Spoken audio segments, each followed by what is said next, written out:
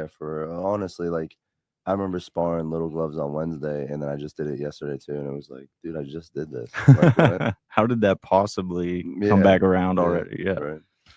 Where's that at Stout or We do it on the Mat Factory now Oh, nice, at dude. 8:30.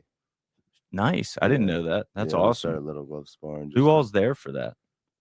Usually a lot. Bobby was there last night. Elijah, Carly's there. Cheyenne, that live. Ralph.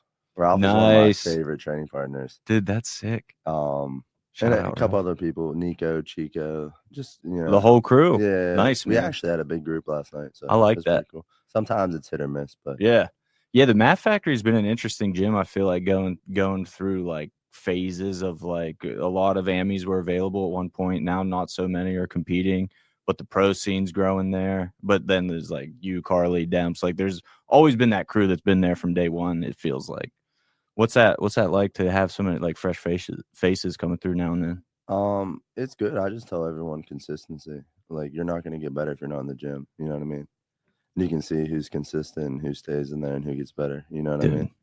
You just don't leave the gym. That's like, if you're not in the gym, you're probably out doing something you shouldn't be doing. Dude, I'm so glad you said that. That's exactly where I was trying to lead you with that question. Because we see it in this game so much of like people who come out of the gates real hot. They're all about it. They're obsessed with it. They're training all the time. They have one or two, maybe 3 fights and maybe lose 1 or 2 of them. And then they just disappear. Yeah. And that could have been you. Like you weren't 10-0 right off the bat. That easily could have been you. Why are you the consistent guy? Because I just always thought like I sacrificed so much to do this. I'm not gonna like if I had an excuse to quit, I would have quit already.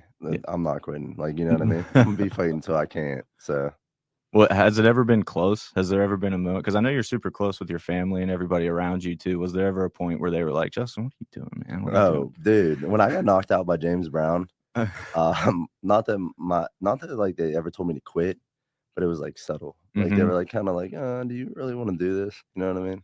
I'm like, yeah, dude, I go right back in the gym. What are you talking about? But the time personally that I almost like hung it up and didn't know if I could do this anymore was when I lost my brother. I didn't know if I had like the fight in me anymore, and it was hard to overcome. But it's just fighting for different reasons. You know what I mean? And now it feels like you use that as fuel every time. Yeah, he's sitting there watching me. You know what I mean? I can always hear him. Got this, JP. He'd always be like, "You got this, JP." I'm like, I don't know, bro. It's gonna be a tough fight, bro. You got this. I think there's not one person that he doesn't think that I could beat. You know what I mean? It was crazy. Yeah. When I didn't believe myself, that kid thought I could beat up anyone. Yeah. You know? Patton versus Ilya Topuria. Yeah. Got money on Patton on that one. Right. Brandon bet his whole paycheck. That's crazy, man. But that's that support system, I feel like not only your family, which is very vocal and pronounced at the fight still, and then Mat Factory behind you as well. But beyond that, man, you've kind of captured the attention of Pittsburgh in general. It feels like more and more and more every fight. What's that been feeling like in terms of people who you don't even personally know supporting you like loudly and vocally now? It's unreal. It is so unreal. Like, Rich from Monarch just posted that big picture of me outside his business. And I'm like, dude, that's sweet, but I'm not like that. Like, they asked me today, they're like, do you want to bring in your, do they have like it has to be like over 6 foot picture of me. Do you want to bring that in the studio? I'm like, dude, it's just going to be just me. That to me is like, I'm not like that. You know what I mean? I don't get me wrong. I appreciate it so much, but it's not about me. You know what I mean? It's never about me. Dude, that when I saw those big pictures they had printed and everything, that's pretty sick though. Like that's cool. Got to be cool to feel like, especially because Lower Burgh, it's still Pittsburgh, kind of like outskirts of Pittsburgh. I consider it, not being like a native Pittsburgher myself, it still feels like Pittsburgh area to me. But like I feel like everybody in Lower Burgh's got to know about you at this point. This is a super tight community. So. Yeah, they're super close. Yeah, super, which is crazy because I'm from Plum. Right. You know what I mean? In Lower Burgh, kind of those people down there just adopted me. You know what I mean? I might as well move in. Yeah.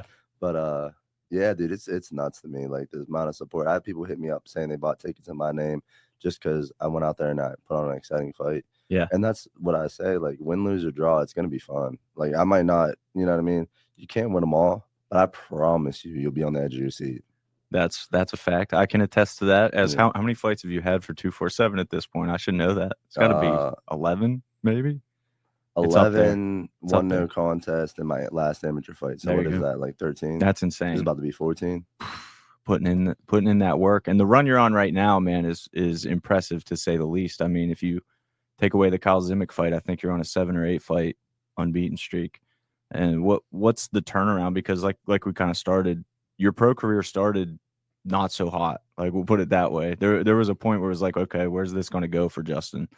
And then it was just like a switch flipped, and ever since then you've been nearly flawless. So can you pinpoint something that happened after your Just what I'm fighting for. I'm not fighting for me. You know what I mean? It's not for me. It's for my family. It's for me and Carly to have a better life and God's glory. You know what I mean? I think I go out there and just put it on for God and let him see what I'm willing to go through for, and I'm willing to die. You know what I mean? Every time I'm willing to die. I told Elijah this week, Elijah's fighting this weekend. And I was like, we compete for an audience of one. And if I die in the cage, I know I get a shortcut to heaven. You know what I mean? Like, because I'm doing it for him. Like, it's not, you know what I mean? So as long as you give it up to him, that's all, it takes the weight off my shoulders. You know what I mean? nice, man? Well, you got the thank God shirt on too. Yeah. Right on cue. Yeah. Yeah, was that always part of your life, or was faith a more recent? Don't get me wrong, we always went to church up at my grandma's, and I was always Christian, but never like actually in Bible study today, Isaac made a good point. He said, did you someone said to Coach Pecora on his like deathbed, he said, did you give your heart to Jesus Christ? It's like I've always been a Christian, but have you openly given your heart to? And it's nuts, dude. When you do that, and it just takes like, you know, it's different. And you look at life different. Like me and Carly were not arguing this morning, but I was kind of like, I was being kind of shitty, you know what I mean? And for real, on my way to Chris's, I'm driving behind this car. I look at the license plate and it says, "Are you forgiven?" And I just think like, I messaged her right there. I'm sorry for being like that. You know what I mean? Like, it's not, you know what I mean? If we're forgiven, we should forgive others. You know what I mean? So it's just, and it kind of, I can't even like put into words how much it's changed my life. Yeah, I mean, it's been evident as much as we talk about the fighting. I think your personal life too. It's very obvious the way it's shaped you and changed you and brought immense positivity into your life. You just kind of mentioned Carly's here off camera for people who know Carly J. She doesn't Thomas want to be on camera, off camera today, but she's in studio here. The way your relationship has grown and the way you two have both kind of fed off that from afar. You know, obviously I don't know all the details of how you guys live your life, but as I see it and as a lot of people in the community see it, it's like you guys have something truly special going on there, like in all facets, not just fighting, but the way you're living your lives. What's it feel like to have somebody right by your side, living with them every day, and you guys are both committed to the same things? Oh, it's tough at times. Don't get me wrong. We'll get into fights and stuff, but we figure it out. You know what I mean? And it's crazy because like some days she picks me up, other days I pick her up. You know what I mean? I make sure that she makes sure I'm locked in. I make sure she's locked in, and we go out there and we know our goals. We know what we need to do. You know what I mean? So it's a 50-50. Some days it's 20-80. You know what I mean? Yeah, That's 100%. just what they say. So it's amazing. Yeah, and it's funny at this point. You feel like you've been a lifelong Matt Factory guy, but it was a semi-recent change in the grand scheme of your career. Like, what's the guidance of Isaac been like at the front and center of everything? I feel like is Isaac. Yeah, he just makes you rise to a level that you need to be a better human being. Like, you have to be, if you want to stick around, you got to be a better human being. And it's not about in the gym. It's about outside the gym. It's about how you talk to people, about how you carry yourself. And it's everyone there, you know what I mean? And if you don't really last very long. You have to rise to that level. Otherwise, you kind of get worked out, you know? Mm-hmm. We got a couple comments shouting you out. Jared Billy, of course, first comment in. You can always count on Jared Billy. The General and Hunter, how are you dudes doing tonight? I guess we should start. How are you doing tonight, Justin Patton? I feel like $1 million. There we Anytime go. anyone asks me that in training, I'll come in the gym. How you feel? Like $1 million. That's beautiful. And whether I feel like crap or not. I was gonna say, how often in training do you actually feel like $1 million? Yeah. Dude, that's awesome. Do you still have the climber record? Oh yeah, come on. Oh, I'm gonna try to break it this fight. I'm gonna do it the Saturday of the fight, and I'm gonna try to break it. Saturday of the fight, like fight day? We do shakedown in the morning, nice. And then I hit the Versa hard. I didn't realize that. My lungs. Dude, that's awesome. Yeah, it's 210 right now is the record. So What's second place? What's the closest somebody's come? I think Lucas Jones, 205 or 206. He's trying. He just can't figure out how to do it. Is there a secret? Is there actual technique for it, or is it just all grit? It's all hard work. No, no. The best possible. You got to hit your stride and keep it going and not fade. It's hard. Don't get me wrong. It's hard. It is. You'll get off that thing and feel like you're about to pass out. Yeah. And then Isaac's like 5 takedowns, and you're like, dude, come on, I literally cannot breathe right now. You're like, okay, I guess I'll do it. If he's doing it right behind you, you got to do it. That's the crazy thing with Isaac, man. Talk about leading from the front. A guy who throws himself into the fire. He's not going to ask you to do something he's not doing himself ever. It's crazy. Yeah. We were there 2 or 3 Sundays ago, and it was me, Ethan Goss, and Isaac, and we were doing grappling rounds, but we were all punching each other, and Isaac was getting after it. I told Carly after, I'm like, thank God this man is older and he doesn't fight, because he would give me my butt. Like, he'd hand me my butt, because you can see it in his face. Like, he wants to fight so bad. Oh, man. He would love it. How nasty. If you could rewind Isaac 20 years, how nasty would he be at MMA? Oh, dude. If you got a good strike, if he had Coach Chris as his striking coach, he'd be a world champ. See, these are the hypotheticals I live for. I love what ifs in sports, especially. It's just fun. Yeah. But Isaac, I feel like that grappling match with Gray Maynard said it all. Got juice in the tank, man. Sure. And Gray looked like a superhero, man. Gray was jacked. He was insanely jacked. Oh, 100% natty. Obviously. Dude, he was super nice and no, he's a good dude. He comes up to Camp Bruno and stuff. Yeah, he's a good dude. That's what I heard, that they kind of created a relationship after that. I saw him.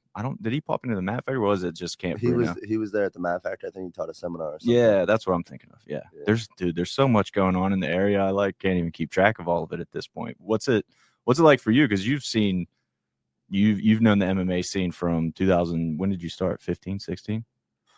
Maybe even before that you were training. I was 19 when I started training. I think I had my first fight when I was 20 or 21. So yeah. It's been some years. In that range for sure. Yeah. So you've seen the whole, basically since Pittsburgh MMA has been around, you've been involved in it. What's the evolution been like? I mean, back when I first started, social media wasn't around as much, and dudes got after it. Don't get me wrong, people still spar hard and get after it, but social media wasn't around as much, and there was no posting about it. There was nothing. You meet in the gym and you throw down, and I was the punching bag a lot of the times, you know what I mean? And nowadays, social media kind of took hold of. Some people are worried about more posts on social media than training hard. You know what I mean? And now, granted, they might still train hard, but every time I go in the gym, I don't have to post about it. Mm-hmm. I'll make jokes when people take pictures. Oh, I guess I didn't train today. I didn't take a picture. You know what I mean? Come on, dude. Whatever you got to do to hype yourself up, you know? Yeah, and there's such a give and take. I mean, to a degree, the UFC and the bigger leagues are looking at that. They want to see, are you popular? Can we market you? Are you going to, move the needle for us? That's one thing that I think is super interesting with you and your growth is you've obviously, this is not a surprise to anybody listening that knows the business side, but you're one of the biggest ticket sellers in the area, if not the biggest. And you do that despite the fact that, like you're saying, you're not constantly posting on social. You're not the guy that's constantly out there pushing it. It's been your fights that are speaking for themselves. What does that feel like for you, knowing that you've been able to build this brand without going out of your way to fabricate it, for lack of a better word? Coach Chris says it. He says you can't. How does he put it? You have to have the product before you sell it. You know what I mean? You can't sell a product that's not working. You know what I mean? So I just try to go out there and just do my best and put it on entertaining fights, and people love it. I don't, you know what I mean? I'm just trying to go out there and put on exciting fights for everyone, and it just sells, I guess. Excuse me. What's the best, after a fight, what's the best thing you can hear from somebody that maybe you don't know? What's the best compliment somebody can give you that you've heard? Dude, it was actually my first fight. Someone asked me to take a picture and I lost. I was actually in Lancaster and someone asked me to take a picture and it was amazing to me. It was so cool. I was bleeding out my face and stuff, and I was in someone else's hometown and he asked me to take a picture and it was just pretty cool. But I don't know. I don't know. I just like hearing what people say after fights and stuff, and Honestly, we go after my fight, everyone's like after party, this and that. We go to Applebee's every time with my family. That's so You funny. know what I mean? I'm not going to the club. I'm not going to the bar. I'm gonna go sit at Applebee's and eat with my people that love me. You know what I mean? Beautiful, man. Because they were there, win or loss. Yeah. That, I mean, that speaks to the greater, like we're saying, your whole mindset right now is in that realm, like sharing it with the people that actually care about you and that you care about, and then continuing to grow that outside audience. Like we said, not only are you one of the more popular fighters in Pittsburgh, but it's been a notable like step.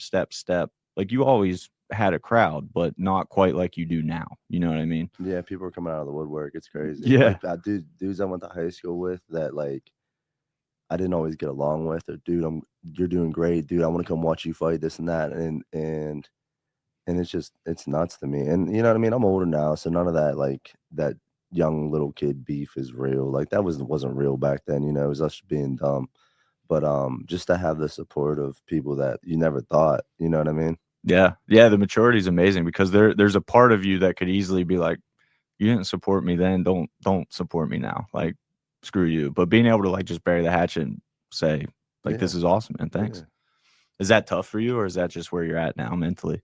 That's where I'm at, you know, give forgiveness, you know what I mean? And it's, you know, anyone slights you, you're supposed to forgive them. Nice. I love that. I feel like your most recent fight, Elijah Harris, he goes out right after that, gets a huge knockout in bare knuckle. What'd you think of that? I wanted to share it so bad. I should have. I was gonna share it on the Meat Bucks post. I'm like, did anyone who won Meat Bucks, did their opponent do this after that? I'm like, thank God he did not hit me like that, bro. That man came at me like, don't get me wrong, he was so strong for the first minute and a half. And I was like, this is gonna be real tough. And then I felt him kind of slow up. I'm like, you said that in the pre-fight. I remember maybe it was Luke Payson's interview. Shout out Luke Payson. What up, dude? Yeah, what up, dude? I love Luke Payson. I feel like maybe it was in the interview with him. You predicted that he would come out super strong first round, be very strong, and over time you would start to take over. So it's kind of what you expected. But was he even stronger than you thought? Yeah, people don't put me up against the cage, and I was stuck. And he took me down, and I like wouldn't take my knee off the ground because I'm like, as soon as I take my knee up off the ground, he's gonna knee me right in the head. Yeah, I'm like, I know it's coming. I'm not gonna. And I went up the one time, and it was coming, but I beat it up. Nice. And then I remember him. I was trying to knee slide to the edge of the cage to beat him, so he couldn't drag me back down. And he ran and beat me, and I was just on the ground. I had to build back up. I'm like, oh, dude, this is terrible. I was like, everyone's looking at me right now. This is terrible. Was there ever a moment of like, man, this dude's got a little more than I thought? Or was that just part of the plan? It's what you expect. Yeah. You got to roll with the punches. You know what I mean? Yeah, man. I feel like that fight specifically was one that I was impressed in so many ways by both of you guys. To be honest, there was a point. I think it was the first round. I need to rewatch it. You had him hurt bad on the feet, and it looked for sure like you were going to get the finish. But dude, it just hung in there. What's it feel like when you're just throwing the kitchen sink at somebody? It's like, this dude's still there. Mad. I wanted to knee him in the head, have him drop, and just walk off all cool. Like, dude, it would have been so walk sweet. off. I swear, I just wanted to knee him and just walk off and just like, this is sweet. And then he just didn't let me do that, and I was like, and then we go to the corner, and Chris is like, look at him, he's tired. And I see him on the bench. I look over sitting down, and I'm like, hey, he is tired. That's sweet. Like, this is, you know, we're gonna cook him next round. So I mean, that's kind of what I do, you know, anyways. The first round, I might lose the first round, but I'm just collecting data, you know. So has that developed over time? You feel like that's more of a recent approach for you? Yeah, I used to sprint out the gate and then get all tired and be dumb, you know. Like, that's just, it comes with comfort, being comfortable, you know. You got to analyze what's going on, especially at the higher levels. You know, those dudes, they go out there for the first round and might not do much at all, just collect on what they like, what the person's throwing, what their counters are and stuff like that. You know what I mean? Yeah. And like, I know what I see obviously from the outside and what I can analyze myself, but I feel like until you get in there, get the reps, like I don't have fights. I don't know what that's actually like.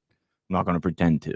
But it feels to me like the guys who have a lot of amateur fights, like there's something to be said for cage time and experience that is like really hard to put into words. And I feel like you're kind of starting to hint on that a little bit and starting to feel that too. How do you feel like that's helped you, just the amount of fights? Because you're, like we said, from the older air quote generation that did take a lot of Ami fights. You know, you didn't go pro after 4 or 5 fights. And I feel like that's starting to show more now than ever. Like your experience is really starting to become a difference. I mean, like Mark Cherrick always told me best. He said it's just a glorified sparring match, and I didn't get that until like a couple fights into my pro career. That's all it is. It's the same thing we do in sparring. It's just everyone's watching. You know what I mean? So just go out there like you spar and just do work just a little bit harder. You know what I mean? So and willing to hurt the guy a little more. In sparring, I don't like to hurt people. Yeah, because it's not very nice. But in a fight, I don't care. In sparring, I'll literally say I'm sorry, like I'm sorry, and Isaac will yell at me, and I'm like, Isaac, I promise you, in a fight, I will not say I'm sorry. How do you flip that switch? How do you do that? That dude signed a contract. You know what I mean? He's gonna do the same thing to me in front of my mom, and I'm not gonna let that happen. You know, so. There was the Martin Hustis fight. I remember you telling the story about how you thought your mom thought you were going to lose based on her reactions. She One of my was crying. Yeah, I was like, dude. She's like, I held it in all week, and I give her every time before my fight. I make sure I see my mom. I give her a hug. I tell her, I'll be cool. I'll handle this. You know what I mean? This is all God's will. It will be all right. I promise you. And she starts crying, and I'm like, really? Like, you thought this dude's gonna beat me up? That's the best. Yeah. That's the best story. Obviously, that fight ended up being pretty legendary, I would say, in the history of 247 and Pittsburgh MMA in general. Easily one of the best fights we've ever had. And what's the momentum of a fight like that do for you? It felt like you needed like a signature performance, I felt like, at that time, and you went out and did exactly that. It gave me confidence in my hands, in my striking. You know what I mean? Like, I was always like decent striker, but I never really finished anyone or hurt anyone. And I'm like, oh, I can hit people and hurt them now. Like I can shut their lights off if I need to, or put them on wobbly legs and finish them. You know what I mean? So it kind of gave me that confidence to, like, if I have to, I can bite down and go, and we can see what's up. You know? Yeah, yeah. And that's exactly what that was. I mean, that was such a slugfest, man. Did it feel crazy in the moment? Were you like, I'm in the middle of something crazy right now? Or were you like so focused that you couldn't even? I knew he was hitting me, but I knew I was just edging him out. Like I knew like he might hit me with a hard shot, but I knew I was landing 2 or 3 crisper shots. It's not about how hard you hit. Like anyone can throw a big hard overhand, but if I put it like right where I want it and it lands good with a good timing, it's gonna hurt way more and it'll add up over time. And eventually you can't take all that. That's awesome, man. I feel like, again, that's part of experience. Is that something Chris teaches as well? Oh yeah, Chris is pinpoint. Like we're pinpoint. We throw punches the right way. We make sure that we get everything out of our punches, and they land to hurt you. Like when we hit people, anyone that trains with Chris, look at them, you know what I mean? Anyone that trains with Chris Williams, Yinzer Boxing, when they hit people, they get hurt. It's crazy. And it's even crazier to watch it develop over time. Like after people go to Chris, it's like now they have knockout power. It's like not a coincidence, right? Like it's clear that he's doing something that works. So good. Look at Elijah Davis. You know what I mean? Perfect example. Wrestler. You know what I mean? He wrestled most of his amateur career, and then he starts working Chris. Now he's dropping people with left hands. And I tell him all the time too, do not hit me with that left hand, because it hurts. Like it hurts. You know what I mean? That's and then awesome. I have to like turn up, because it's like if that lands and it lands good, it's gonna hurt me. Yeah, he's super athletic, super good. You know, he's fighting this weekend. Yeah. Shout out Elijah Davis going defending his maiden belt, I think, right? Is it a title fight? I believe so. Yes. Yeah. I'll be there. I'll be cornering. Nice, man. That's cool. Who's it? Do you know anything about his opponent? I think he wants beat up. No, I don't know. Doesn't matter. That's what I tell people. That's what I tell people when they ask me about my opponent. Like close people. I don't. Yeah. Right. I'll say it to my buddies. Like, what do you know about him? Well, I think he wants beat up. I don't know. That's awesome. How do they react when you say that? They just laugh. Yeah, that's perfect.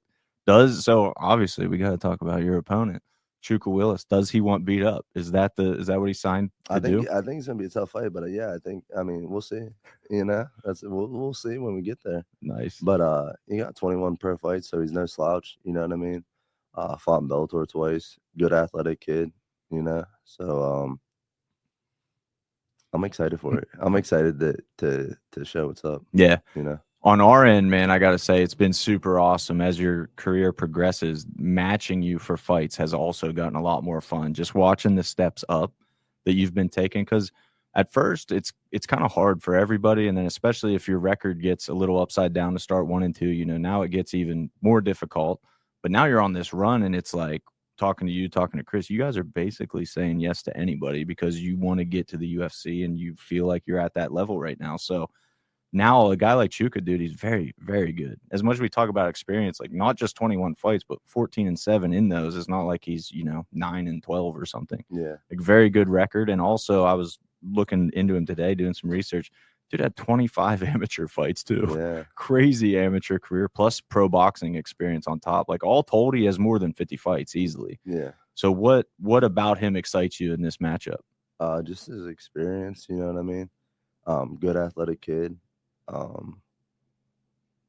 Fought for Bellator. It's just you know what I mean? It's just another step in the process, and kind of test my mettle, I like to do that every time. Just, go out there and test my mettle against the next.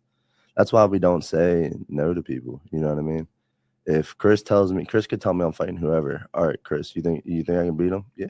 We'll get a game plan to beat him. All right, cool. Let's go. You know what I mean? Doesn't matter who it is. Just go out and do it. Yeah. How much tape do you watch?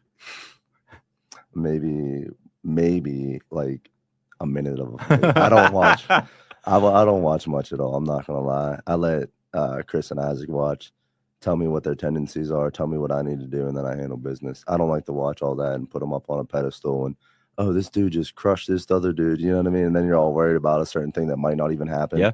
You know what I mean? I like that. That's interesting to me. I don't know that there's a right or a wrong way. Obviously, it's working for you very well. Yeah. What does it feel like on fight night, though, whenever you get in there and the fight starts unfolding? Has it pretty much gone as you expected each time based on what you were told? Most of the time, yeah, most of the time. Chris is really good. Chris is really good at that. He watches film, studies film all the time, and he's a wizard. Like, he's a genius with that. He's a little obsessive, I would say. Oh, dude, I love it. Yeah, I love it. Just perfect for you guys. I'll get random texts, and he likes to do this and does this, and then you can do this. And like, even when we're hitting pads, we'll talk it through. And if he goes here, we can go here. And then it's all reactions. You know what I mean? It's like he does something, but what is he going to do after I counter that? Is he going to run and then we'll throw something, or is he going to come in? Carly's throwing stuff through the window. Jeez. He's getting so mad over there. What's going on? What is happening? Right. But it all depends, it's dude, when we hit pads, he'll call out combos, but we just flow. You know what I mean? And that's what helps me in a fight, because it's all flow. You know what I mean? And once I get someone's timing, I feel like it's pretty, it's pretty curtains. I feel like there's a moment in all of your most recent fights where that happens. You find your timing and there's a whole different aura about you when it happens. You start smiling, you start pointing, you start having some fun, man. What does that feel like when you're like, got you now? Flow state. I got you. Like, yeah, it's flow state. No, don't get me wrong. I could stay a little tighter when I do that. Sometimes I get a little loose and get caught with something like, you got me. Okay, good job. But that flow state, dude, there's something different about it. Once you get someone's timing and you can decide and frustrate them. I like frustrating people. That's my favorite part. Even when we spar, if you ask Carly about it, she hates sparring me because I just make it so frustrating. And it's just so fun to me. I don't know why. Are you frustrating through like mental tactics or physical like what's the I think technique movement, timing, positioning, all that. You know what I mean? Counters, all that. Right when you think you have me, counter. Mm-hmm. You know what I mean? So, but that's awesome. I feel like that's a lot of people say that about Kama too. A lot of people I hear at spar with Kama, that's the whole thing with him. Like, it's just a frustrating experience. Did you kind of take that from your time training with him? Yeah, a little bit. Yeah. A little. I do a lot of stuff that Kama. I still use a lot of stuff that Kama taught me. You know what I mean? And when I spar with him, I get frustrated. So it's like we're trying to out frustrate each other. And I spar with Shaka a lot now too on Saturdays, and it's the same thing because Shaka's movement's kind of the same because we have the same boxing coach, right? So it's the same thing. It's like, who wants to give up their position to hit each other first and maybe get countered? So a lot of the time, it's us looking at each other, giving each other feints and movement, and dude, you go, no, you go. You know what I mean? That's so fun. There's been so many UFC fights, even I feel like, where you get two counter strikers and it's that. Yeah. Everybody expects like this great striking war, but it ends up being both guys just kind of afraid to commit to anything. Yeah, feints. It's like 100 feints. You're like, dude, someone do something. Right. Do you watch, like, how tuned in are you to modern UFC? Do you watch all the cards? Like, are you super into the sport? I watch majority of them, yeah. I like to watch the 45ers. Why is that, Justin? I'm like, can I beat this dude? Can I beat, you know what I mean? That's what I like to think. Like, And I think I'd do pretty decent. You know what I mean? I'd hold my own. Yeah, well, the landscape's really interesting now based on kind of how you get to the UFC nowadays. It's changed a lot with Contender Series. I feel like LFA champs always become like UFC signings, CFFC champs always go to the UFC with the UFC Fight Pass connections and everything. But you're getting a lot of guys now in the UFC that are way less experienced than they used to be. Like you're getting 6-0, 7-0 a lot more often than before, I swear. I feel like I just saw a screenshot, so I don't even know if it was real or not. This guy was like 2-1 or something in the UFC. It was like a Chinese. It was one of their like road to the UFC guys from China. I was like, he's like 2-1 or something. How is that even? How are you in the UFC? It just feels like it's way different than it used to be. Is that good or bad for you and your hopes? I think that it's. I mean, it doesn't matter to me, but I think to the people that go too early, that is bad because you can ruin your whole career. You know what I mean? And you go there, you're not ready. You face someone with a little bit of experience that's a dog, and then you look like a chump, and then you know what I mean. And then you go back locally, and you don't really want to fight locally, so you're not motivated. You know what I mean? So it's. I feel like you gotta put in the work to get there. Yeah, and you gotta have fights to get there and the experience. It reminds me of what you said earlier, Chris Williams' quote that I forget now, but about you can't sell a product before you have it, before it works or whatever. That was a great quote. I just forget exactly how I put it. Sorry, Chris. I butchered it too, Nice. so don't even worry That's cool. about it. Now we both butchered it. He can correct us later. That's fine. Yeah. But the UFC is very much like that, man. Like you can fake, air quote, you can fake your way to an 8-0 record, but if you're not 8-0 quality and you're in the UFC, you're about to be 8-3 real fast and cut. Yeah. There's no hiding in the octagon anymore. No, not at all. I feel like everyone on the roster is a killer. You know what I mean? And then those dudes that do squeak by get exposed real quick. Yeah, man. How do you like in terms of focusing on the UFC? Obviously, that's your goal, right? Like you want to get to the UFC. How do you focus on the here and now and the step by step without getting too far ahead of yourself? I just enjoy the journey. I don't even know if you know what I mean. Like I know that I belong in the UFC, and I know eventually I'll get there. But I just enjoy the journey one step at a time, one fight at a time. You know what I mean? Because every fight could be your last. You know what I mean? Who knows? I go in there on Saturday, blow my knee out, never fight again. Don't say that. Yeah, please. Knock on wood. Yeah, you know please. what I mean. You know what I mean. But you know. Yeah, 100. I know exactly what your last, so you gotta enjoy the moment while it happens. And when I first started, I put too much pressure on. Oh, I gotta win every fight. I gotta be perfect. I gotta do this. Just enjoy it. Just enjoy the moments. You know what I mean? That's huge. We talk about that with fighters all the way. Like AMI debuts, we try to always hammer that into their heads. Like, go enjoy this, man. This is a cool ride. And it doesn't last long. Even the best guys, it doesn't last long. Like this is a small part of your overall life. So make that journey so worthwhile when you look back at it. So for you, man, it feels like you've had so many iconic moments already, and especially in like the last 2-3 years with us. Is there a certain moment that stands out for you that you look back on now and you're like, dude, that was freaking sweet? I feel like my turning point was Jacob Olave because he was a good striker. And not that I was worried about it, but it's kind of when I got my confidence, and I was like, oh, okay, this is pretty cool. You know, I hit him with that. I actually seen that video, Justin Gaethje do like a thumb in, and then create some positioning and elbow, and I did it to him, and I was like, dude, sweet, that worked. Yeah, I was like, I can't believe, and Rico Talley too, because Rico Talley had my back for the whole first round, basically. And then I beat him up the rest of the time. So that was pretty cool. Dude, I'm glad you mentioned that one because that's for me, when I look back, that was kind of the turning point for me in terms of, because that was in the midst of your, like we said, that rocky start to your pro career.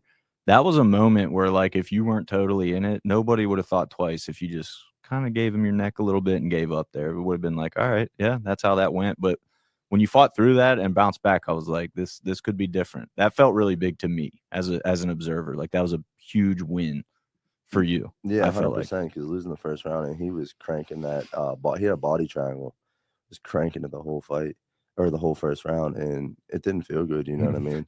But then I felt him like we started the wrestle and he gassed a little bit, and I just turned it up on him, you know what I mean? And then Isaac made me literally do back escapes for how many weeks after that? You know what I mean?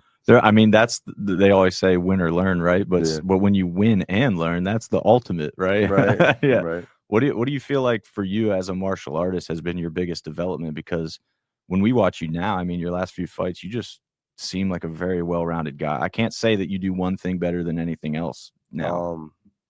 Yeah, honestly, I think adding wrestling into because that determines where the fight takes place. Worst comes to worst, I go in there, I get clipped, I can take someone down and hold them down and, punish them. But, everything, you gotta work on everything. That's the tough part about MMA, you know what I mean? You can focus on your striking, and then your wrestling goes to the wayside, or your grappling goes to the wayside, you start getting taken down and subbed, and then vice versa, you know what I mean? You focus on your grappling, someone stuffs your shot, now what are you gonna do? Mm-hmm. I got that with Martin Justiz. I thought I was gonna go in there and blow through him. I hit his hips, and I'm like, guess we're gonna dogfight this one out. And then we did, but it was, you know what I mean? Like, you have to have confidence everywhere that if someone stops your game plan, what are you gonna do? Mm-hmm. You know what I mean? Because you see the people that you see good wrestlers that keep going and trying to take people down, and they don't get it. They gas out, they get knocked out normally, right? Mm-hmm. And then strikers, they knock on everyone out and they face a good wrestler. They can't get up off their back. They lose a whole round on their back, or a whole fight on their back. You know what I mean? Or they get TKO'd on the bottom, subbed out, whatever. So you got to be well-rounded. You have to. You got to train everything. It happens all the time. And then, like, just looping back to the UFC discussion, I feel like that's where it matters the most. All those guys can do everything at this point. The days of like the BJJ black belt who has absolutely no striking, they're gone. Like, those guys aren't in the UFC anymore.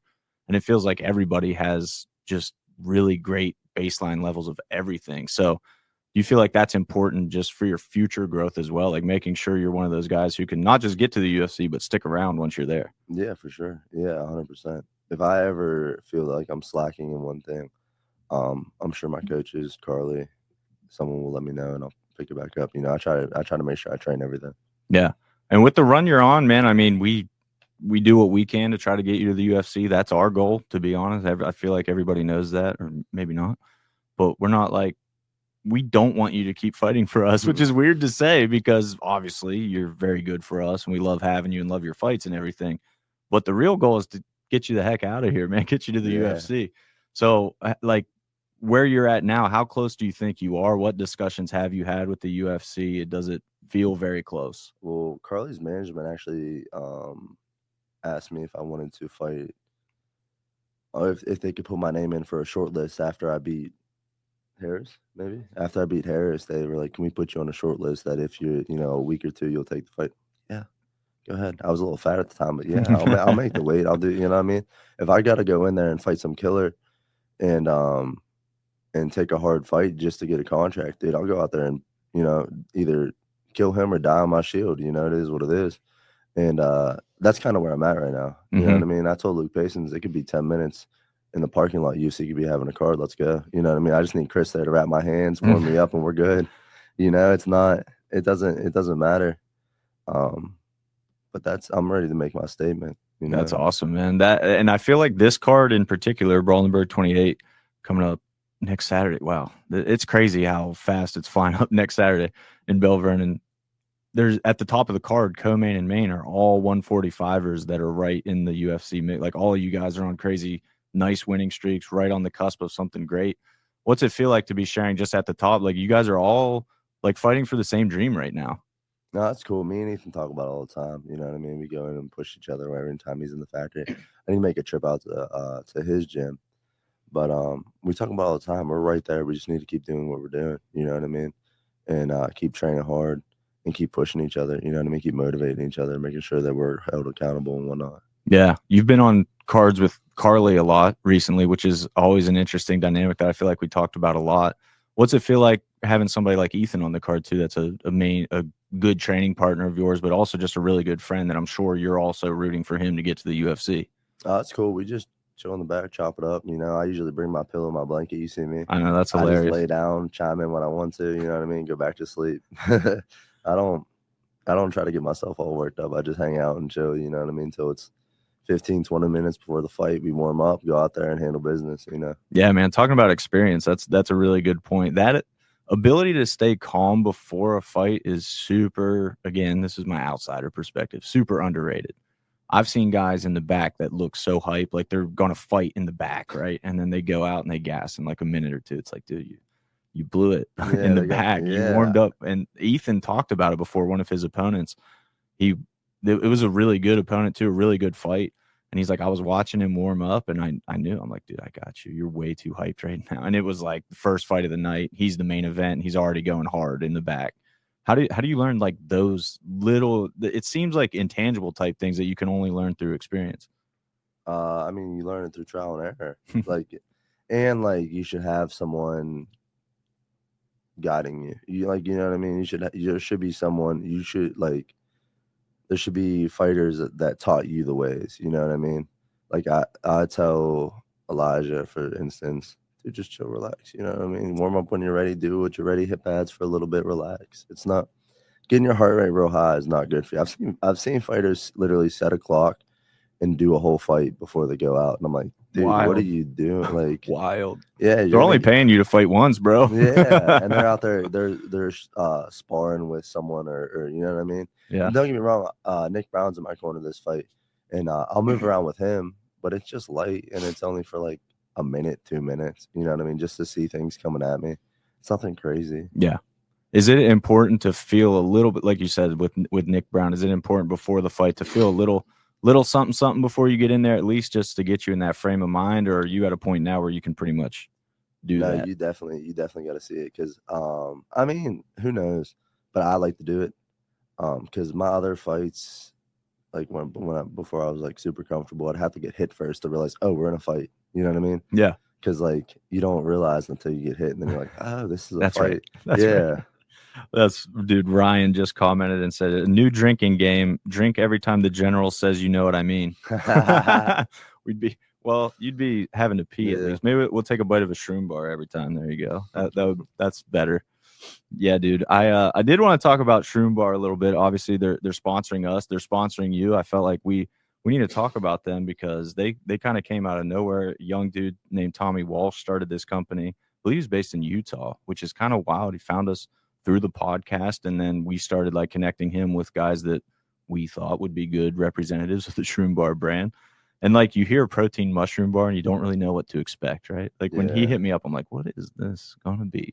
Dude, it's actually freaking delicious. Yeah, it's really good. I crushed my whole box. Tore through the box. Yeah. Do you notice, because one thing he really wanted to do was like crack into jiu-jitsu, MMA fighters, things like that, because he thinks it will really help with like energy levels and training. I eat them, and I'm not going through the same kind of workouts you guys are. They make me feel great. I told him I was taking mushroom adaptogens for like months before that. I was already doing it. I believe in them a lot for like my mental clarity and just my focus and energy. Do you notice, as somebody who is working very hard, the benefits that they talk about? I mean, I was eating them before sparring a couple times, and I know it's a little more locked in. You know what I mean? And I think adaptogens is definitely like the next thing. Yeah. You know what I mean? It's not it's like not illegal, not performance enhancing. I mean, it is performance enhancing, but it's not like steroids or nothing, right, dude. So it's a little edge you can get. So I definitely think it pays off. Nice. And I definitely noticed when I ate them, I was a little crisper, a little more locked in, you know. Nice. Yeah, that's awesome, dude. The best kind of performance enhancing, the legal kind for you guys. Right. That's great. So you have a code, I believe. Their website, eatshroombar.com. If you guys want to try out some shroom bars, what's your code? The General. Of course it is. Code the General. You know what I mean? Get some. Thankfully, it's just a little monster today. No beer for Hunter. You know, we'll get there though. That's post fight beers. Right. We were talking about it earlier off the record. What's your post fight? Like you mentioned with the UFC short notice opportunity, you were a little fat. And those were his words. I'm not calling Justin Patton fat. Those were his words. But how do you celebrate after a fight, food and beverage wise? Is it a big blowout for you? Is it a big celebration? It used to be. When I made 35, it would be, I'd like eat so much food, and because I deprived myself for so long. But now that I'm 45, it's not as bad. I can control myself more, you know. But we'll go to Applebee's with my family and just eat. You know, I'll get a margarita. I like margaritas. Nice. Okay. Yeah. And then I make sure we can't this time because Carly's in fight camp, but we normally go to El Campesino and get way to ruin that, Carly. Right. I might go by myself. Just get all the queso you can handle. Yeah, right. Oh, dude. What's the order at El Campesino? What do you get? I've been trying to switch it up, but I usually like them. It's like their fajita thing. It's like it comes on a sizzler, and it just tacos and whatnot, and it's beans, rice. That's beautiful. That's what I always get too. The combos, like steak, shrimp, chicken, pepper. Yeah. You just make your own fajitas, dude. It's so good. I'm hungry and then now. you got to get the what is it? The chorizo dip. Yes. Pour that on the fajita, dude.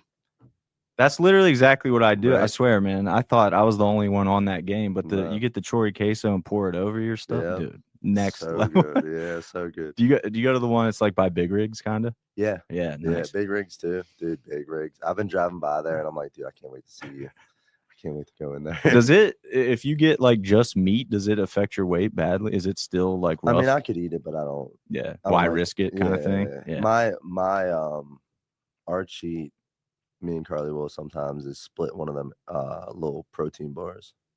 I'm not sure what protein bar. The little Anabar ones. It's like a little candy bar thing. Oh, it tastes like candy basically. Once we ran out of shroom bars, we started stopping at Sheets and getting those. Stock back up, right? Yeah, no, that's awesome though, dude. Big Rigs, shout out Big Rigs. They don't sponsor us at all. I just want to shout them out because they're incredible. So good. I love Big Rigs. What's the go-to? I'm sorry to just make you talk about food a lot now. But what's the go-to at Big Rigs? What is it? Brisket mac or whatever it is. Yes. And then they have they have something that's fried that's so good. Dude, those twice fried loaded potatoes. That's what it is, dude. Bro. Yes. I think on it, I'm not even kidding. Like everybody's like, if you were on death row, what would your last meal be? I think those would be a part of it. Oh, yeah. I need those. Yeah. Right before I go out, I need those. Yeah. Shout out Tony and the Big Rigs crew, man. They're freaking awesome. But yeah, man, we got big fight coming up. It's a week out. How does your mentality? Because right now you're still really chill. You're really laid back. But I think anybody who knows on weigh-in day and fight day, it's kind of a different general.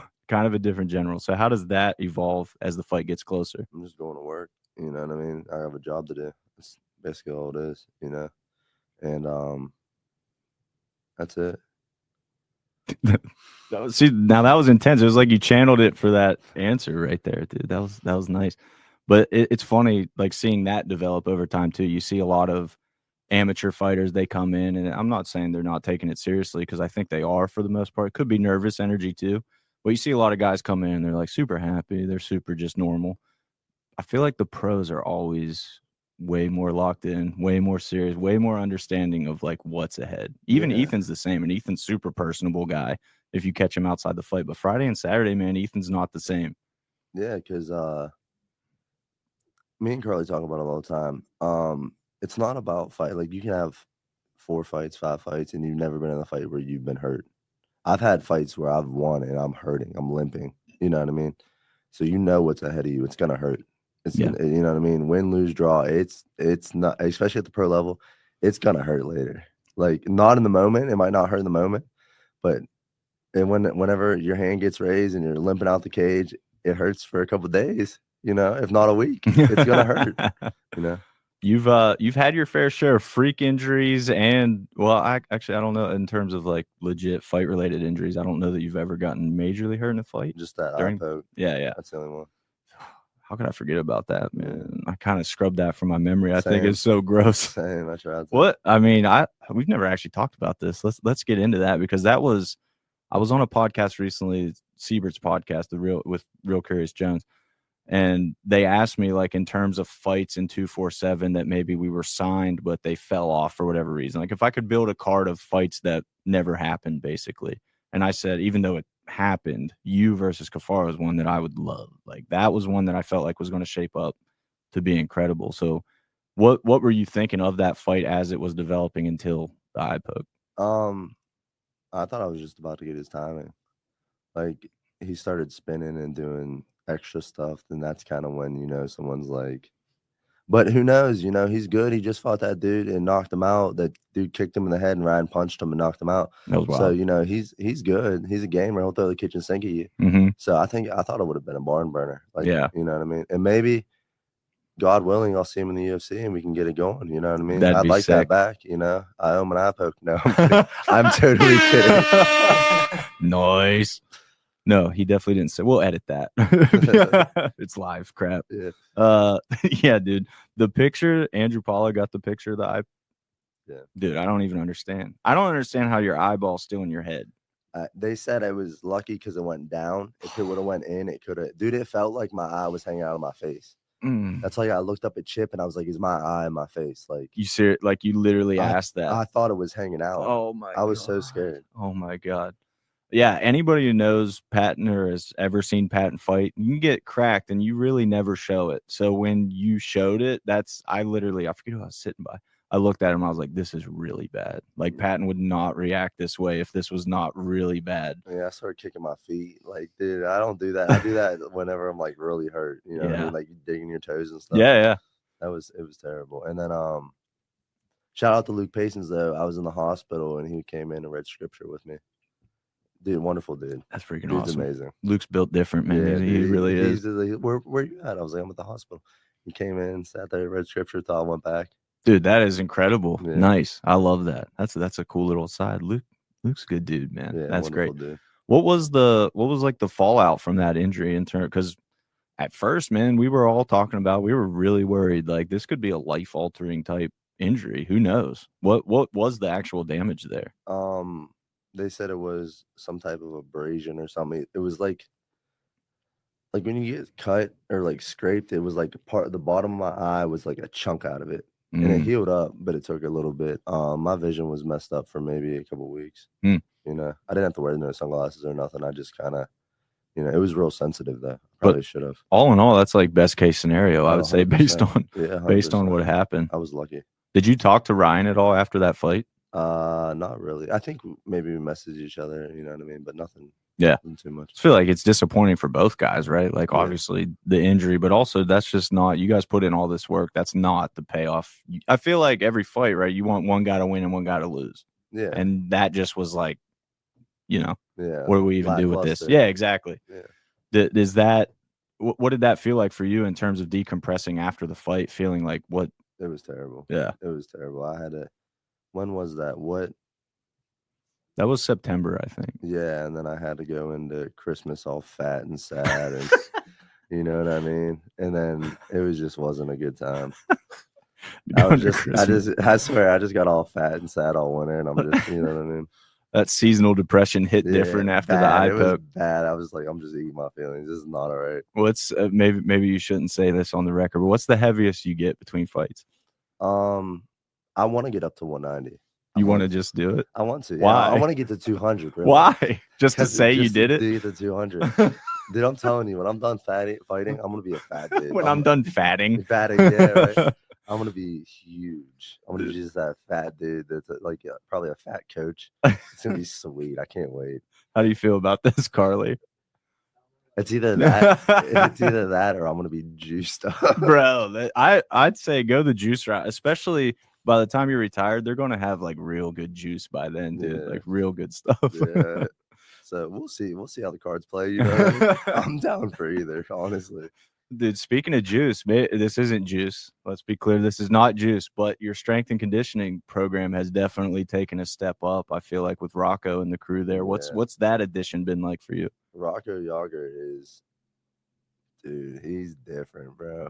We'll be in there 6 a.m. Get violent, you know, and he has this big metal foam roller. It's not a foam roller, a big metal roller we roll our muscles out with. 6 a.m. I'm sweating in a hoodie before I even start moving. Nice. And get violent. And dude, he's like my type of people. Like, dude, we like connected up. I told him at first, I was like, I was kind of skeptical because we trained for 3 hours.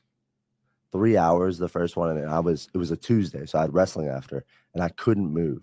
I was just so sore, and I was kind of skeptical. And the more we did it, the better I adapted to it, and I just feel like I'm on a different level. Like he's real putting your power into the ground so it can come out of the ground and be explosive.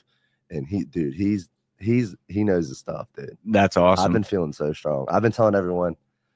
Everyone's like talking about how I look bigger and I'm stronger and stuff, and I'm like, yeah, Rocco gives me these weird vitamins after practice. I don't know what they are, but he tells me to take them.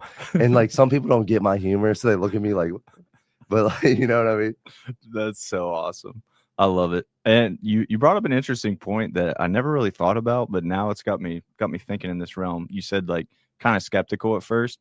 As you get more popular and like closer to the UFC for sure. Do you notice any people like trying to hit you up and you're like, what are you trying to latch on for? Yeah, that's why I kind of like, I've always been like that, dude, with how I grew up and you know what I mean, the stuff that I did in my previous life. I kind of, you think when someone reaches out to you to help you out, you think they have ulterior motive, but you got to convince yourself, or not even convince yourself, you have to realize that some people are just good people, you know, and it's hard for me to do that. But there's definitely good people in this world that are just want to see you do better. Totally, man. That's always been, that's kind of my default setting. I kind of trust people to a fault a lot of times. I believe in the best in people all the time, and especially in this business, man. That can burn you sometimes, for sure. Yeah. But on your end, I mean, it's literally your body on the line in that cage, bro. Like if somebody's out there for bad reasons, that can literally harm you. Like, we just talked about that eye poke. That could have been way worse. That could be the rest of your life. Your vision's compromised. So how have you learned to like get a little more picky with who you surround yourself with? Results that they have, you know what I mean? You kind of got to be already established. I'm not just going to pick up some random and get him holding pads for me or do, you know what I mean? Here's this super secret submission, you know what I mean? Like Diego Sanchez's coach, you know what I mean? That guy was crazy. Yeah. Wow. So, I haven't thought about him since then, but now that you bring, what was his name? It was like Fabio or something like that. Yeah, he like was doing crazy stuff. Dude, but Diego Sanchez was always a character. You remember he used to go train in the storms to try to absorb the energy? Yeah. So it's like, that makes sense that someone, but you got to be weary of people. You know what I mean? You got to trust people, but at the same time, you got to be weary. Yeah, no, that's a great lesson. I feel like for young fighters out there too, now more than ever, man, with social media, there's always people that are going to be out there sliding into your DMs, trying to get a piece of the pie if they feel like you're working towards something. So just surround yourself with the right people. And on that note, it's kind of funny. I'm looking at our Hall of Fame plaques are back there. We have two people in our Hall of Fame right now. It's Isaac and Chris. They're your two main coaches. Yeah, it's crazy. Like that actually just hit me today. I was like, I never realized that like you're one of the only guys in the area that would call them like your two main coaches. Yeah. It's kind of crazy to me. Yeah, they're the best around. Like I you know what I mean? I would run through a wall for both of them. You know what I mean? And I know both of them would do the same for me. So it's just, and that we built that level of trust through years. You know what I mean? Me and Chris have been working together since, dude, we've been working together 8 years, maybe more, you know? And Chris believed in me when I was getting knocked out. Not when I was getting knocked out. I was getting dropped and getting hurt and losing fights. And you know what I mean? And we were training in his basement. Me and him traveled to how many different gyms together. We weren't, you know what I mean? Yeah. So it's going to be something special when I'm in the UFC. Dude, 8 years is like an eternity in this sport too. Like you see people gym hopping, coach hopping all the time. To have 8 years with any one guy is pretty crazy. Yeah. That's for sure. How has he kind of developed as those 8 years went to? That's one thing that I feel like people always overlook it with coaches is like coaches can get better too. And they do. Yeah. Chris's system is something special. I think we're ahead of the curve, you know, and it kind of shows. Anyone he's working with, whether it's boxing, MMA, whatever, we're ahead of the curve, you know what I mean? And just the way he breaks it down and how much he cares. Like he cares more than, you know what I mean? He cares, it seems like sometimes more than I do. And he's willing to tell someone about how much, you know what I mean? So he's a great dude. Dude, his passion stands out big time. Oh, yeah, I love that. Him and Carly almost got into a fight in West Virginia the one time because Ethan Hayes fought that Rocket dude. What's his name? Yeah, Chris Rollins. Yeah. And Ethan Hayes lost, but they started getting an argument with Chris Rollins' teammate, friend, whatever, and Carly got in this dude's face. Chris was right there fighting, and I'm like looking around, like who's gonna come around from behind and throw a punch because that's just how it is, you know what I mean? And they're just ready to throw down, dude. I had to go in there and like, all right, let's calm down, everyone. You know what I mean? It's crazy. I'm the one like, calm down. Wow, Justin Patton, the mediator. Yeah, dude, it was nuts. Dude. Forget the general; he's the mediator now. Right. That is wild, and I just feel like Carly, Carly too, always kind of in the mix around fight. Carly gets more hyped when she's not fighting, I think. Oh yeah, It's kind of she's crazy. ready to go, and Yeah. it's a drop of a dime. She's ready to throw down. Yeah, I mean the Hoosties fight, perfect example. Like tempers kind of flared a little after that one on all sides too. That was crazy, man. Yeah. What was that scene like for you? You just won a crazy fight, and then stuff's like still happening. Yeah, I'm like, what is going on? And I try to go up and shake the coach's hand, and security comes and stops me, and I'm like, what is going on? I was just trying to sit down and relax, you know. Yeah. Like I just went through a war. This dude was punching my face. Yeah, did you guys see that? I got punched a lot. A lot, dude. I look like a raccoon.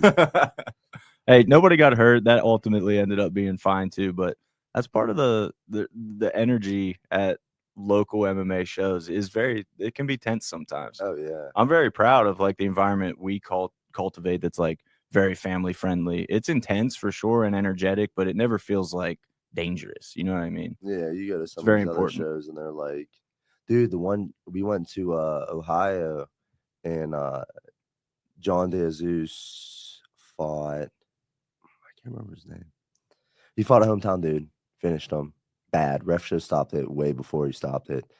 Was it Roller? Cody Stevens. Oh, Cody Stevens. Wow. Okay. And John was hurting him bad. I think he kicked him in the head a couple times when we need him. Brutal. And the ref should have stopped it and finally stopped it. We had to get a police escort out because everyone was acting crazy. They wanted the ref needed a police escort out. John was the main event. And we got escorted. Like, it was nuts. Dude. Damn, that's crazy. Yeah. I've heard stories of like the Cody Garbrandt and Dom fight too, that they're like the environment after that fight was a little rough. Oh yeah. Remember Isaac, when he was on the podcast, said that he told somebody he was from Cleveland because like they asked where are you from, and he's like, I'm from Cleveland, I'm out of here. Yeah, I believe it, dude. Those people getting, and especially back then too. With the MMA, it was different back then. I know. What do you feel about that? Because that's something that I've always thought about. You know, I was obviously around, but as a reporter back then, like I was interviewing guys specifically, like Cherico, especially Garbrandt as well at the time, Dom, Dempsey for sure. But it does feel very different now. Like, what do you feel about the evolution of specifically MMA in Pittsburgh? It was like back then it was like dirtier and grittier, and we're just have gym fights, you know what I mean? And you just bang it out in the gym. Now it's more technical and people are more technical and I wouldn't say better or worse, but it's just more clean. You know what I mean? It's more polished, if that makes sense. 100% makes sense. But back then there'd be gym fights and people would be banging out in the gym. I'm sure I left the gym with a concussion plenty of times, you know what I mean? But it got you where you are today, which is not a bad place to be. That's for sure. Yeah, I just can't remember my name. No, I'm kidding. I mean, our goal, man, has always been, like I said, not just you, everybody who comes through here. We want to make Pittsburgh like a hotbed for people to go to the next level, because the wrestling talent that's here, the coaches that we've talked about, like all podcasts, the coaching's here. It feels like all the pieces are in place, but it hasn't become that yet, which is interesting. So as a guy who's kind of at the forefront of that, I feel like this next wave of next level type athletes from the area, what do you think the area needs most that could help get us over the edge in terms of like that national recognition where people are starting to come here a lot more? We just need, we had people make it, like we have Coleman made right. it, we had Dempsey make it, Adam Milstead, Cody Garbrandt made it from here, went somewhere else. We need someone to make it from here and stay and keep going and bring other people with them. I think that will be the determining factor that, these guys know what they're doing. Like, look at the they're not as hot right now, but the New England Cartel was kind of like that. You know what I mean? Mm-hmm. Wasn't like a lot of people, but it's just, you just need a couple good people to put it on the map. You know what I mean? And I think my retirement plan is going to do that. No, I would like to be, you know, at the forefront of that, but it's all God's plan. You know, I'm just here for the journey, like I said. Yep. You know, so. It's getting closer, man. Each event we put on, I feel like there's a lot of opportunities now for fighters, for sure, especially once we're in here, God willing, having shows here every month. There's going to be a lot of opportunities for people to get that experience and get their names out there and things like that. As of now, like clearly you and Ethan are at the forefront of that in terms of being super close to the UFC right now. I feel like who knows? Who knows what the UFC is thinking, what they're looking for? We're going to do everything we can, but I feel like both of you guys, if you win, take them both. You guys both deserve it at this point, man. Yeah, It's I crazy. would love that. That'd be awesome. What do you think of Ethan's fight? Do you look into his opponent or really? We were supposed to fight him. Remember whenever my opponent pulled out week of? Yep. And we were looking at what's his name? Brady Huang. Yeah. Good leg locker. Crazy leg locker, dude. Isaac looked at the fight and loved it for me. But tough fight, tough kid, experience. You know, he was in the UFC, right? Contender series, I think. Yeah. Yeah. So it's a tough fight for him, but Ethan got it. You know what I mean? He's at that level where he'll handle his business. Yeah. Brady's leg lock game is insane, man. It is really insane. He's won 3 straight by heel hook, I think. Now, Mayhem Miller's his main coach. Mayhem Miller, super legit. Yeah. People know him mostly for antics and how silly and goofy he was, but dude, as a fighter, Mayhem was really, really good. Super underrated, I think. So that'll be cool to have Mayhem here too. It's funny you say that because Chico Tyler from our gym was talking about Mayhem being like, dude, I want to get him for a seminar.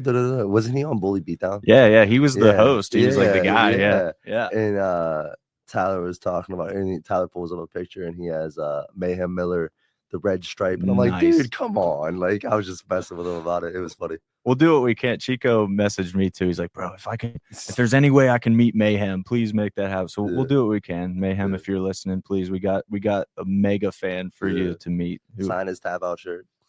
bring the tap out shirt, Chico, for real. Or how about Chico re-dyes his hair like that? There we go. That would be the real power That's play. the only way you're getting a signature. There you go. The gauntlet's been laid, Chico. You got to re-dye that stripe in your hair. Let's go. But man, it feels like kind of the culmination of a lot you've been working on. To me, like this fight in particular feels like the right opponent at the right time, the right kind of test. Chuka, like we said, super tough, man, super dangerous. The odds of you showing him something he hasn't seen, I don't know. Dude has 50 plus fights. I'm sure you got something for him, but what do you feel like after this fight? Where's your headspace going to be? What are you looking for after it? Fight again. I don't know what you like. We do it every time. I fight, I get fat for a week or two, and then I fight again. That's just what happens. That's life. That's my life now, you know? So whether it's for you guys, whether it's for another organization, whoever, you know what I mean? That's what we're going to do. That's what I'm going to do until I can't, you know what I mean? I'm going to fight. I'm going to get fat for the week or two, you know, maybe go on a little vacation up to my parents' little trailer in Geneva, you know what I mean? And then come back, do it again. And that's part of life, you know what I mean? I feel like that maybe people listening feel like that sounded really low key, but there's something so important to that. And we kind of talked on it earlier, the consistency of it all. Like the fact that you're already like, this is what we do. This is my lifestyle. Of course, I'm just going to do it again. Like, I feel like any young fighter, especially listening, should definitely take that to heart. Like, make it your lifestyle, man. That's what you are at this point. Yeah, the problem is with a lot of people is they, like, hype up every fight, and this is the fight, and this is, you know, this is my end-all fight, and this is what it's going to give me. And then you can't chase that feeling. It's like I'd say it's like a drug addict. You can't chase that feeling again. You know what I mean? So you just got to in the middle. You know what I mean? I was listening to some priest talk and about like Jesus and faith and stuff. And it's like you go to the highest highs and God will humble you. But if you go to the lowest lows, he'll pull you out of that depression. The good part is with faith is to stay in the middle. You know what I mean? Because like I'm good, but like, you know what I mean? I have to be humble. Otherwise I will be humbled. You know what I mean? That's how it is. And then if you take a loss, you can't get super low and depressed, you know what I mean? So you got to stay in that middle ground the whole time. That's great, man. That's awesome advice, and not just in fighting, but in life for sure. That's a great way to live. Life will hit you way harder than fighting. You know what I mean? Fighting's easy compared to life, dude. You losing your loved ones or having someone you love get serious disease, or like Trent. You know what I mean? Crazy, for a year in the hospital. He actually just came home. Shout out Trent Zdarka. You know what I mean? Miss you, dude. But like just that's way harder than fighting. You know what I mean? He's way tougher than I am. Mm-hmm. So it's just dealing with stuff like that makes fighting easy. You know what I mean? Mm-hmm. Those people are fighting for their lives. Like, you know what I mean? Trent's journey, man. We shouted it out on the last podcast too. Isaac texted Ryan and I and said he was coming home, which is obviously the best news ever. It is. It's exactly what you said, man. That perspective of like, that's That's a fight. Yeah. That's a real fight that he just went through, bro. So what was it like for the gym when you guys found out he was coming back and things are looking up? Oh, Isaac, we were in the middle of training. Trent's coming out, and everyone starts cheering. It was awesome. That is It was so awesome. cool, man. Yeah. I love that. Nice, man. Well, I think probably most people watching this podcast have seen you fight before, but if somebody hasn't, what should they expect when Justin the General Patton gets in the cage? Entertainment, violence. You know what I mean? Pointing, laughing, just fun. It's just a good time. There's never been, even if something happens and I take a L, it's still a good time. You're entertained. I gave some dude tickets today at my work at ACC. And dude, I've never been to a local MMA show. And I was like, dude, it's a good time. Like, you watch the beginning fights and they're like, I like to call them educated bar fights, because like they don't really know what they're doing. I mean, some people do, but they don't really know what they're doing. It's violent. It's like an educated bar fight. You know what I mean? But and then you watch the pro fights and they're just super technical. You know what I mean? And no matter what, I know when I go out there, it's going to be fun. It's going to be entertaining. You know what I mean? You're going to be on the edge of your seat. Yeah. Probably yelling. As we said, having however many fights of yours at this point, 12, 13, whatever the number is, haven't been disappointed yet. So I think there's, as they say, the proof's in the pudding, man. A Justin General Patton fight, always a good time. You guys can get your tickets at 247fighting.com, or do you have any left? I have a couple left. Nice. So get them before they're gone.